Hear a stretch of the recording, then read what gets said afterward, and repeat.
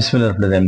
আমরা দশম শ্রেণীর গণিত মডেল টেস্টের তোমাদের যে সামনে যে পরীক্ষা হবে সেই সম্পর্কে করেছি। আমরা এখানে দেখো প্রথমে একটা এখানে ডান পার্শ্ব প্রশ্নের পূর্ণমান জ্ঞাপক প্রত্যেক দুটো করে মোট 5টি প্রশ্ন দিতে হয়। 5×10=50।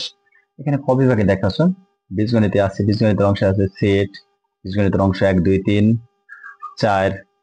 এই চারটার ভিতর থেকে কমপক্ষে দুইটা জ্যামিতির ভিতরে আছে। দেখো 5 6 5 6 দেওয়া আছে।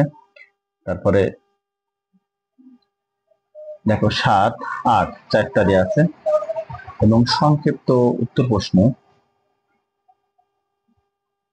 20 নম্বর। এখানে দেখো প্রত্যেকটা প্রশ্ন তো 2 মার্কেরই দেওয়া আছে, অর্থাৎ বীজগণিতের অংশ থেকে 4টা অংশ দেওয়া ছিল এবং বীজগণিত এবং জ্যামিতি থেকে চারটার ভিতর থেকে 8টা থাকবে, 8টার ভিতরে তোমাদের 5টা উত্তর দিতে লাগবে, কমপক্ষে 2টা দিতে হবে প্রত্যেক বিভাগ থেকে। এবং এখান থেকে 9 এখানে দেখো প্রশ্ন দেওয়া আছে, যে কোনো 10টি প্রশ্ন দাও। এখানে প্রশ্ন দেওয়া আছে কয়টা? 15টা প্রশ্ন দেওয়া আছে। 15টা প্রশ্নের মধ্যে তোমাদের 10টা প্রশ্ন দিতে হবে। এখানেও বীজগণিত থেকে বেশিরভাগ অংশ বীজগণিত এবং দেখো 15টার ভিতরে 8টা দেওয়া আছে, তোমার হলে 7টা দেওয়া আছে বীজগণিত এবং 8টা দেওয়া আছে জ্যামিতির অংশ থেকে। এখানে 20 মার্কের প্রশ্ন মোট দেখতে পাচ্ছ এখানে।